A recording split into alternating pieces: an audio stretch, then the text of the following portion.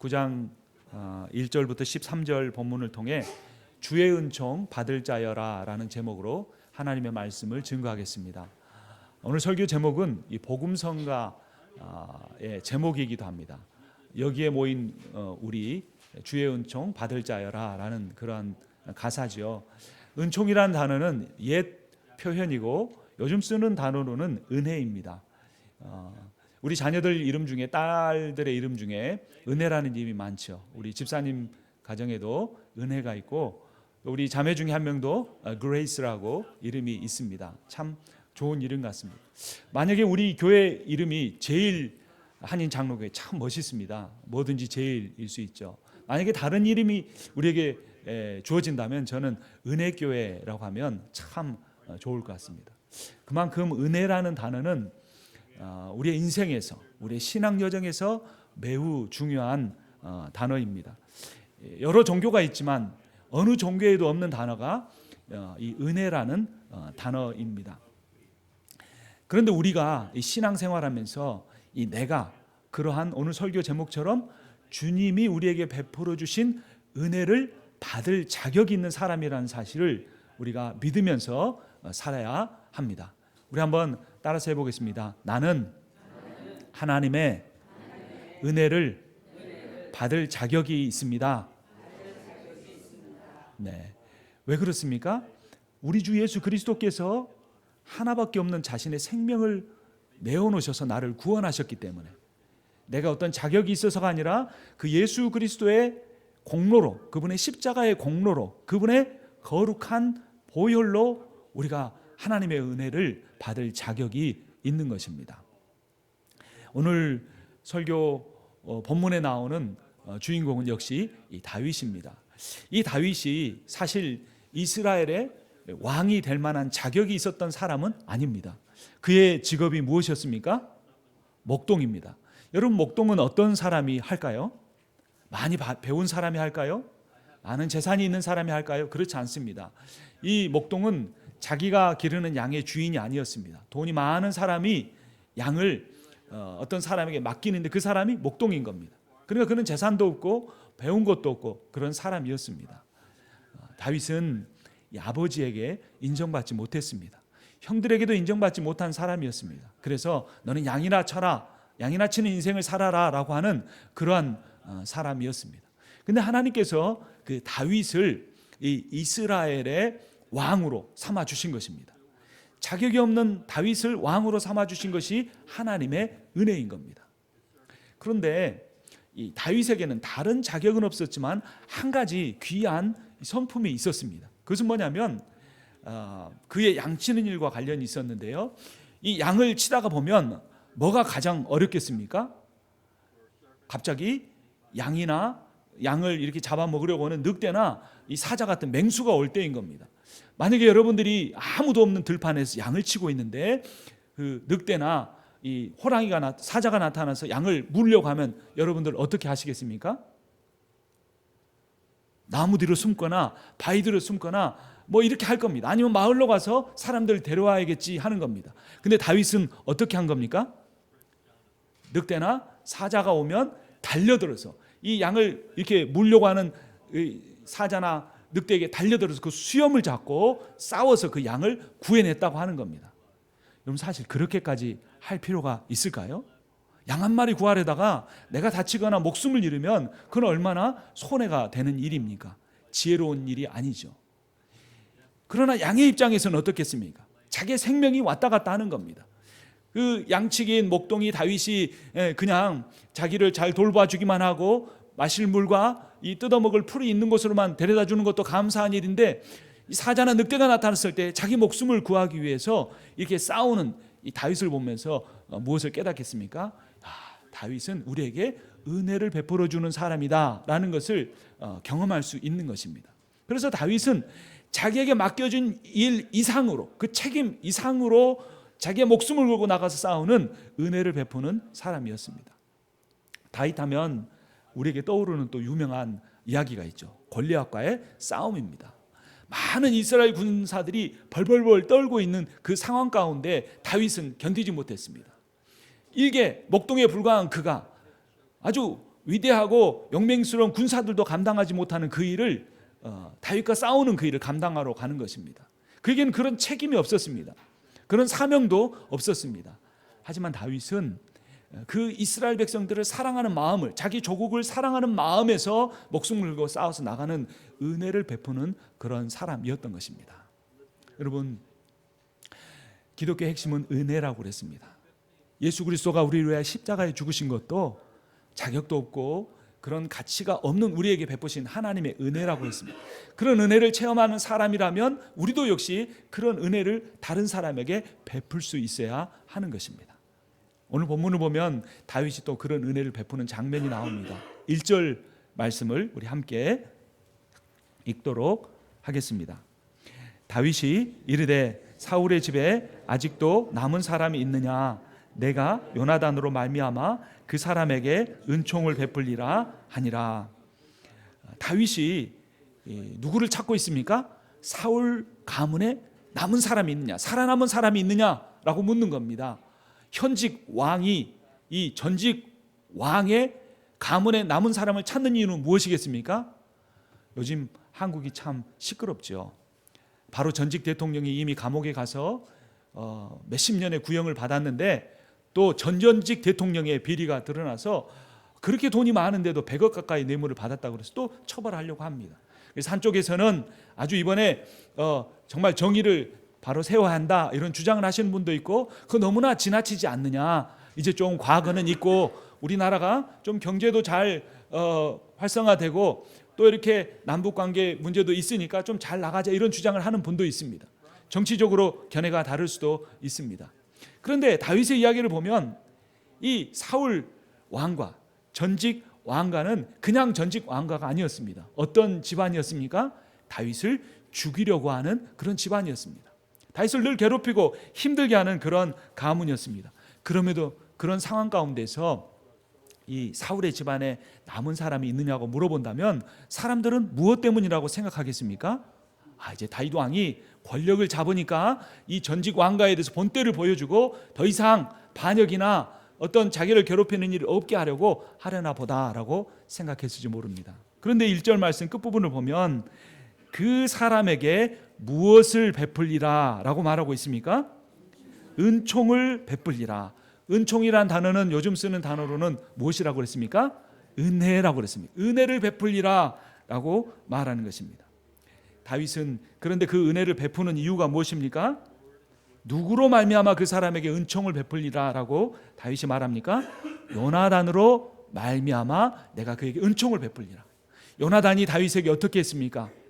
요나단은 가만히 있으면 아버지 사울이 다윗을 제거하고 나면 자기가 이스라엘의 왕이 될 수 있었습니다. 하지만 요나단은 신앙 양심상 그렇게 할 수 없었습니다. 바로 다윗이 하나님께서 왕으로 세우려는 사람이라는 걸 알았기 때문에 오히려 다윗을 사울의 위협으로부터 도와주고 그가 도망갈 수 있도록 그 길을 터준 사람이었습니다. 다윗은 그 요나단의 은혜를 기억했습니다. 그런데 그 요나단의 아버지 사울을 생각하면 견딜 수 없는 아픔과 상처와 고통이 밀려왔을 것입니다. 여러분, 사람들은 대개 자기가 다른 사람에게 받은 은혜는 쉽게 잊어버리고 다른 사람에게 받은 상처는 오랫동안 기억하는 경향이 있습니다. 아니, 사람들과의 관계는 내버려 둔다고 할지라도 여러분들은 부모님에 대해서 어떻게 생각합니까? 부모님이 나를 낳아주지 않았으면 내가 세상에 존재할 수 있습니까? 부모님이 나를 먹여주고 입혀주고 길러주고 나를 위해서 직장생활하고 힘든 이민생활을 견뎌주지 않았더라면, 또 한국에서 그렇게 키워주지 않았더라면 오늘날의 나는 없었을 것입니다. 그런데 우리가 겉으로는 표현하지 않지만 마음 깊은 속에는 부모가 나에게 준 상처로 인하여 힘들어하는 경우들이 있습니다. 물론 상처란 극복하기 힘든 것입니다. 그래서 저는 사실 이 장남으로 태어나서 별로 그렇게 부모에게 이렇게 기억나는 일은 없는 것 같은데, 저희 누님은 이따금 하는 이야기가 있습니다. 정말로 사소한 겁니다. 여러분 뭔지 아십니까? 제가 저번에도 한번 말씀드린 것 같은데, 이렇게 밥을 푸고 국을 푸면 반찬이 가운데 놓여 있지만 밥이나 국을 푸면 이렇게 사람들한테 주잖아요. 누구 걸 가장 먼저 주겠습니까? 아버지 걸 가장 먼저 드리고, 그다음에 누나가 2명 있는데 그 다음에 국이나 밥을 누구에게 먼저 줘야겠습니까? 누나에게 줘야겠죠. 누나는 자기가 먼저 받아야 한다고 생각하는데 누구에게 주는 겁니까? 셋째, 그러나 장남인 저에게 먼저 주는 겁니다. 근데 그건 단지 겉으로 드러나는 것뿐이고 이 옛 어머니들의 마음속에 장남을 이렇게 챙기는 그런 마음들이 있는 거죠. 사실 저는 지금도 이 미국에 있기 때문에 부모에게 이제 홀로 계신 어머니에게 참 잘 못합니다. 그러니까 부모 입장에서는 서운한 것도 많을 텐데 어머니는 저에 대해서 그런 말씀을 하지 않고 목회를 잘할 수 있도록 걱정하지 말아라 이런 말씀들을 하세요. 근데 옆에서 지켜보는 누나들 입장에서는 어렸을 때부터 장남이라고 잘 키워주고 챙겨줬는데 뭐 나이 먹어서는 미국에 가버리고 목회한다고 하면서 그렇게 돌보지 않는 저에 대해서 탐탁지 않게 생각할 수 있습니다. 그런데도 어머니가 또 그렇게 챙겨주는 걸 보면서 나름대로 또 마음의 상처를 받을 수도 있을 겁니다. 여러분, 우리도 사실 자녀에게 얼마나 똑같이 잘합니까? 우리 입장에서는 똑같이 챙겨준다고 하지만 자녀들 입장에서 그거 받아들이는 데서는 상당히 다르게 받아들일 수 있는 겁니다. 그런데 우리 역시 우리 부모에 대해서조차도 그 부모가 나를 먹여주고 입혀주고 길러주고 아플 때 간호해주고 나를 이 세상에 있게 해준 존재에 대해서 감사하기보다는 그 몇 가지 안 되는 일들로 인해 상처를 마음에 잊지 못하고 살아가는 것이 연약한 우리들의 모습이기도 합니다. 하지만 다윗은 그렇게 하지 않았습니다. 10몇 년 동안 자기를 쫓아다니면서 죽이려고 하고 2번씩이나 자기를 죽이려고 하는 사울을 살려주면서 사울왕이여 보소서 이게 내가 당신의 옷자락을 베었습니다. 내가 옷자락을 베을 수 있었다면 당신의 목을 베을 수도 있었는데 나는 당신을 살려주었습니다. 나는 당신에게 악의가 아무것도 없습니다. 그럴 때마다 사울은 회개했는데 또다시 자기를 죽이려고 쫓아다녔던 사람입니다. 한 번만 누가 와서 나에게 험한 말을 해도 나를 좋게 말하지 않아도 평생 나에게 그것이 상처가 될 수 있습니다. 근데 10몇 년을 죽이려고 쫓아다니는 아무 잘못도 없는 자신을 쫓아다니는 그 사울을 다윗은 그 사울이 준 상처를 기억하지 않고 2번, 3번 자기를 위험에서 구해준 요나단을 기억했던 겁니다. 그래서 요나단으로 말미암아 사울의 집안에 누가 남은 사람이 있느냐 내가 그에게 은혜를 베풀어 주겠다라고 그가 말한 것입니다. 여러분, 그리스도인은 어떤 사람일까요? 믿는 사람이라고 하면 어떤 사람이 참 믿는 사람일까요? 믿는 사람은 오늘 성경 본문에 근거하면 자신에게 상처 준 사람에 대해서는 잊어버리고 자신에게 도움을 준 사람에 대해서는 기억하는 사람이 참 교인이고 성도고 그리스도인입니다.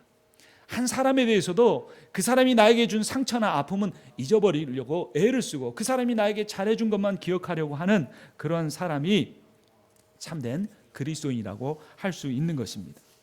여러분, 내가 누군가에게 대해서 미움을 가지고 있으면 그 미움이 그 상대를 해치는 것이 아니라 그 상대에 대해서 미움을 가지고 있는 나를 해치게 되는 것입니다.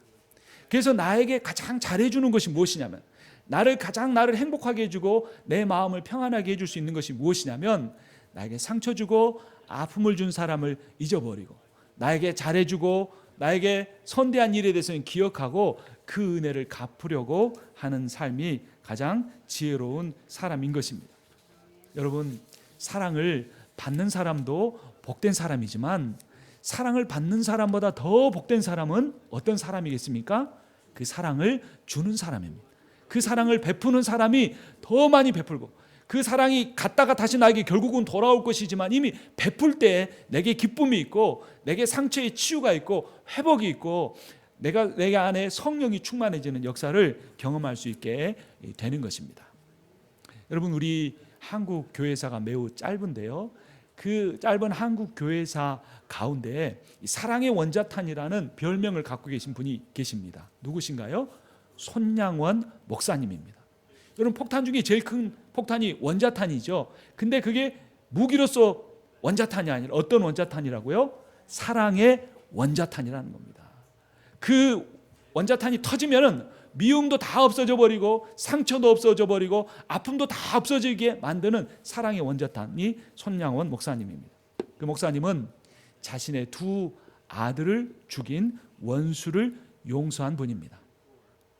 이런 일이 가능할까요? 저는 그렇게 못할 것 같습니다.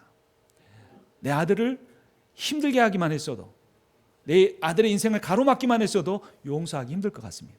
근데 손양원 목사님은 여순 반란, 여수하고 순천에 이 공비들이 반란을 일으켰는데 그때 잠깐 그 지역에 이 공산주의자들이 그 군대를 장악했습니다. 그리고 이 손양원 집사님이 예수쟁이라고 또 친미주의자라고 그 본보기로 죽이려고 했습니다. 근데 마침 손양원 목사님이 그 자리에 없었고 두 아들이 끌려 나와서 죽게 됐는데 그 두 아들을 죽이는 그 장본인이 바로 안재선이라고 하는 사람이었습니다. 그리고 나중에 와보니까 두 아들은 죽어 있었고 이제 다시 국군이 다시 회복을 해서 이 많은 사람들을 죽인 이 공비들을 죽이려고 하는데 그때 손양원 목사님이 쫓아가서 사형장에 가서 무릎을 꿇고 눈물로 호소했습니다. 제발 이 안재선이를 살려주십시오. 만약에 이 안재선이가 그냥 이 형장의 이슬로 사라져 버린다면 내 두 아들의 죽음은 너무나 헛된 것이 됩니다. 이 안재선이를 살려주면 제가 제 아들로 입양을 해서 키우고 예수를 믿게 해서 새로운 사람으로 변화시키겠습니다 라고 간절히 부탁을 했고 그 부탁은 이루어졌습니다. 이 안재선 씨가 나중에 이 손양원 목사님의 이 사랑에 의해서 변화가 됐습니다. 예수님을 영접하게 됐습니다. 그리고 손양원 목사님이 부흥 집회를 하러 다니는 곳마다 따라다니면서 이 안재선 씨는 간증을 했습니다. 여러분, 하나님은 살아계십니다. 손 목사님이야말로 예수 그리스도의 복음을 실천하신 분입니다. 인생을 간증했습니다. 그런데 이제 나중에 이 안재선 씨가 신학을 하고 이 신학교에서도 아주 인정받는 그 신학도가 됐습니다. 그런데 그의 마음속에 목회를 하려고 할 때마다 사람을 죽인 사람이 목회를 할 수 있을까? 이 살인자가 전하는 복음을 사람들이 받아들일 수 있을까? 계속 그런 시험에 들어서 결국 중도에 포기하고 말았습니다. 그래서 서울로 상경을 해서 이 40 중반이 되었을 때 암으로 세상을 떠납니다. 근데 그 세상을 떠날 때까지 그 안재선 씨 아들 안경선이라는 아들이 있었는데 그 아들은 자기 아버지가 어떤 삶을 살아왔는지 알지 못했습니다. 그리고 아버지가 죽고 나서 고등학생 때 이 사랑의 원자탄인 손양원 목사님의 영화를 보게 됐습니다. 그러면서 온 눈이 퉁퉁 붓도록 눈물을 흘렸습니다. 그러면서 이 세상에 어떻게 저런 사람이 있을까라는 것을 그가 감탄을 했는데 나중에 알고 보니까 자기 아버지를 입양해 준 사람이 손양원 목사님이었습니다.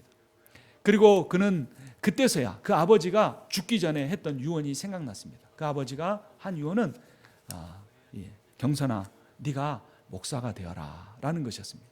그 아버지는 평소에 자기가 교회를 가는 것도 마땅치 않게 여겼습니다. 목사가 되려고 했지만 살인자라는 그 과거 때문에, 상처 때문에 목회의 길을 접었던 그가 아들이 예수 믿는 것조차 망했다가 마지막 숨을 거두는 그 순간에 자기를 양자 삼아준, 원수인 나를 양자 삼아준 그 손 목사님이 자기에게 원했던 목회의 길을 가지 못한 것에 대해서 그 아들에게 유언을 남기고 떠나게 됐던 것입니다.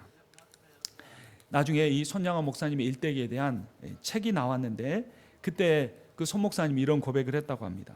제 아무리 성자로 존경받는 사람이라지만 자식의 목숨을 앗아간 사람을 쉽게 용서할 수 있었을까요?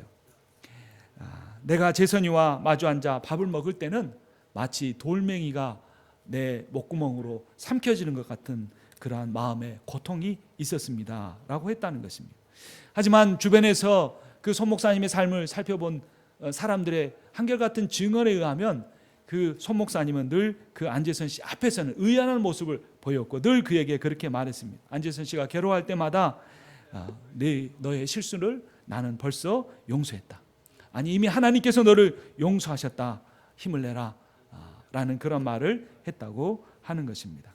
손양원 목사는 아들을 죽인 안재선 씨에게 은혜를 베풀었고 그 은혜의 힘이 안재선 씨 아들 안경선 씨에게 이어져서 그가 복음을 전하는 목회자가 된 것입니다. 제가 손양원 목사님의 입장이라면 도저히 그렇게 할 수 없을 것 같습니다. 우리 어느 누구도 그렇게 할 수 있다고 장담할 수 있는 사람은 없을 것입니다. 그런데 성경에서는 이렇게 말하고 있습니다. 누가복음 6장 31절부터 보면 남에게 대접을 받고자 하는 대로 너희도 남을 대접하라. 너희가 만일 너희를 사랑하는 자만을 사랑하면 칭찬받을 것이 무엇이냐? 죄인들도 사랑하는 자는 사랑하느니라. 너희가 만일 선대하는 자만을 선대하면 칭찬받을 것이 무엇이냐? 죄인들도 이렇게 하느니라. 우리는 죄인으로만 머물러 사는 사람이 아닙니다. 우리는 하나님의 백성입니다. 하나님의 그 놀라운 은혜의 그 구원을 선물로 받은 사람들입니다. 그러면 우리도 다윗처럼 그런 은혜를 우리의 삶에서 베푸는 삶을 살아야 하는 것입니다. 오늘 2절 본문 말씀을 우리 함께 보도록 하겠습니다. 2절을 제가 읽겠습니다. 사울의 집에는 종 한 사람이 있으니 그의 이름은 시바라. 그를 다윗의 앞으로 부르매 다윗이 그에게 말하되 네가 시바냐 하니 이르되 당신의 종인이다 하니라. 3절 같이 읽겠습니다. 왕이 이르되 사울의 집에 아직도 남은 사람이 없느냐? 내가 그 사람에게 하나님의 은총을 베풀고자 하노라 하니 시바가 왕께 아뢰되 요나단의 아들 하나가 있는데 다리 저는 자니이다 하니라. 무엇을 위해서 그 사람을 찾는다고 말합니까? 은총을 베푼다. 근데 누구의 은총입니까? 하나님의 은총을 베풀고자 하노라라는 겁니다.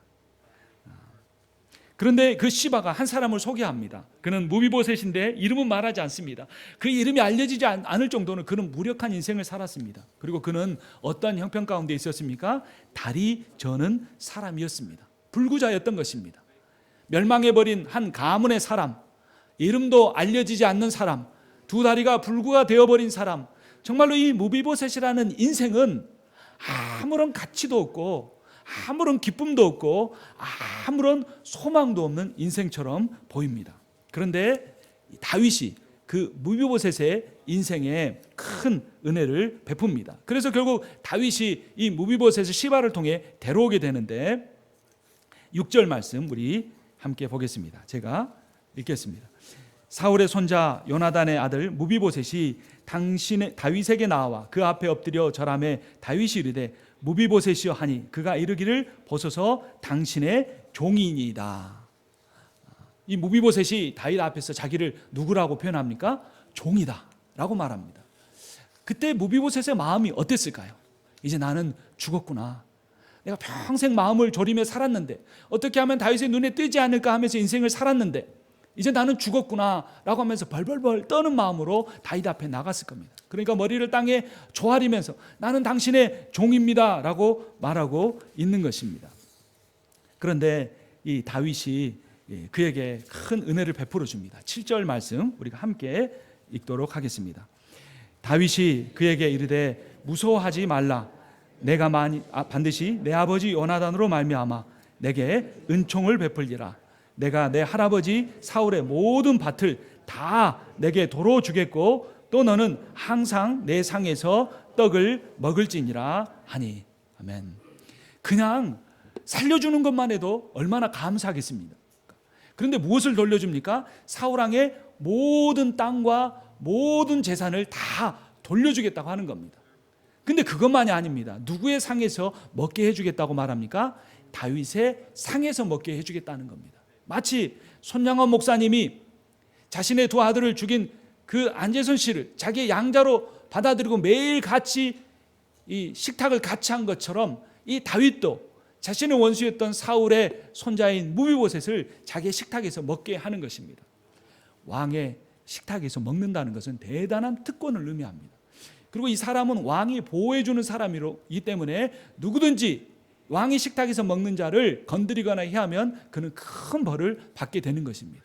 그래서 무비보셋은 자기 할아버지 사울이 갖고 있던 모든 재산을 다 갖게 된 것만 아니라 자신의 생명을 보호받는 그런 특권을 누리게 된 것입니다. 다윗 왕 앞에 선 무비보셋이 바로 하나님 앞에 선 우리의 모습입니다. 우리는 하나님과 원수 되었던 사람들입니다. 로마서 5장 8절 10절을 보면 우리가 아직 죄인 되었을 때 그리스도께서 우리를 위하여 죽으심으로 하나님께서 우리에게 대한 자기의 사랑을 확증하셨느니라 라고 말씀합니다. 9절에서는 곧 우리가 원수 되었을 때 그 아들의 죽으심으로 말미암아 하나님과 화목하게 되었은즉 화목하게 된 자로서는 더욱 그의 살아나심으로 말미암아 구원을 받을 것이니라 라고 말하고 있습니다. 여러분, 그리스도인으로서 산다는 것은 자기 가치를 바로 아는 것입니다. 내가 어떤 사람인가? 내가 어떤 존재인가? 내가 하나님 앞에서 어떻게 여겨지는가를 바로 아는 것입니다. 근데 우리는 끊임없이 하나님의 말씀 속에서 자기 존재를 찾으려고 하지 않고 성령 안에서, 기도 안에서 하나님의 음성을 들으려고 하지 않고 세상 속에서 자기 가치를 찾으려고 하는 겁니다. 그러니까 아무리 공부를 열심히 해도 그 공부를, 그러한 가운데 공부를 열심히 하면 초조함만 있습니다. 또 내가 직장 생활을 하고 비즈니스를 아무리 애를 쓰고 수고를 해도 불안함이 있고 자기 존재에 대한 만족함, 자기 존재가 어떤 존재인가를 깨달음이 많지가 않게 되는 것입니다. 하나님은 우리를 어떻게 여기십니까? 출애굽기 19장 5절을 보면 세계가 다 내게 속하였나니 너희가 내 말을 듣고 내 언약을 지키면 너희는 모든 민족 중에 내 소유가 되겠고 라고 말합니다. 소유라는 것은 히브리어로 세굴라입니다. 보물 중에 보물이라는 겁니다. 하나님이 나를 보물로 여기신다는 겁니다. 하나님이 이 모든 세계가 내게 속했다라고 했는데 그 모든 소유들 중에 가치 있는 것들, 보배스러운 것들, 아름다운 것들, 위대한 것들, 찬란한 것들이 많이 있지만 그런 어떤 것보다도 너는 내 보물 중에 보물이다, 너는 내 세굴라다라고 여겨주시는 겁니다.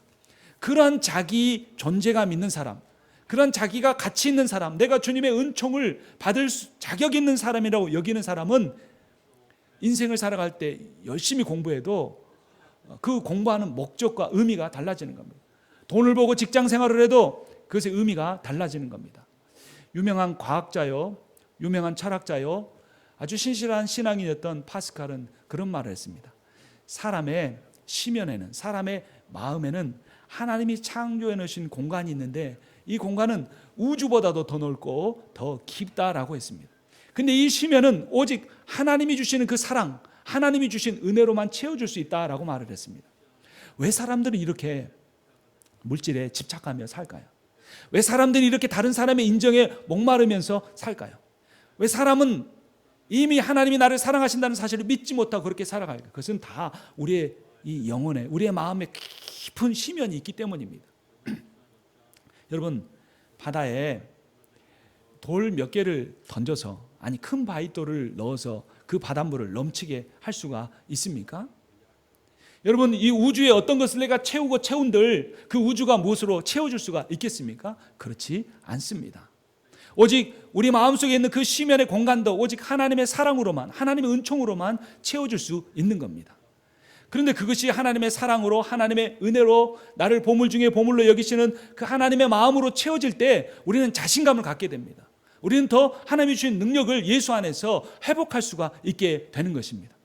그래서 공부를 해도 두려움으로 하는 것이 아니라, 나는 별것 없는 인생인데 내가 어떤 학위를 따면, 어떤 직업을 갖게 되면 나는 괜찮은 사람이 될 거라고 여기는 것이 아니라, 나는 이미 하나님의 보물 중에 보물이고 하나님이 자신의 아들을 예수 그리스도를 내어줄 만큼 나는 가치 있는 인생이다라는 프라이드를 가지고, 자신감을 가지고, 자존감을 가지고 자기가 할 수 있는 최선을 다하고 그 과정 중에서도 보람을 느끼고 기쁨을 가지고 인생의 결과를 모두 하나님께 맡기면서 살아갈 수가 있는 것입니다. 에베소서 2장 10절은 이렇게 말합니다.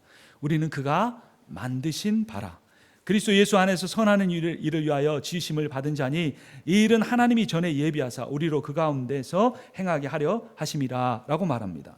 여기서 만드신 바라라는 단어가 포이에마라는 단어입니다. 이 포이에마는 걸작품이라는 단어입니다. 그리스 로마 시대 때 얼마나 훌륭한 작품들이 많았습니까? 지금 그것이 한 점만 발견되어도 우리는 대단한 부자가 될 수 있을 겁니다. 근데 그 그리스 로마 시대 때 많은 작품들이 있지만 최고의 걸작품, 그 예술가의 모든 혼이 담겨 있는 최고의 걸작품을 가리켜 포이에마라고 했습니다. 사도 바울은 우리를 향하여 우리가 하나님의 만드신 바, 하나님의 걸작품이라고 이야기해 주고 있습니다. 여러분, 은총과 사랑은 사람이나 환경이나 소유에서, 내가 가지고 있는 조건이나 스펙에서 나오는 것이 아니고 오직 하나님으로부터만 나오는 것입니다. 여기에 모인 우리라는 찬양처럼, 오늘 설교의 제목처럼 우리는 주님의 은총을 받을 자격이 있는 사람들입니다. 왜냐하면 하나님이 우리를 창조하셨기 때문입니다. 왜냐하면 하나님이 우리를 구원하셨기 때문입니다. 그 하나님과 동행하며 살 때 우리는 이 무비별서의 인생이 다윗을 만남으로써 모든 소유를 회복하고 그의 지위를 회복하고 안전을 확보했던 것처럼 우리 주 예수 그리스도, 나를 위해 십자가에서 자신의 생명을 내어놓으신 그 그리스도로 말미암아 우리의 모든 소유를, 회복하고 지위를 회복하고 하나님이 주신 그 안정과 평안 가운데서 즐거움 가운데서 기쁨 가운데서 살아가게 될 것입니다. 그런 주님의 은총을 받을 자격이 있는 사람으로서 당당하고 멋있게 승리하는 한 주를 보내시는 여러분과 제가 되기를 주님의 이름으로 축원합니다.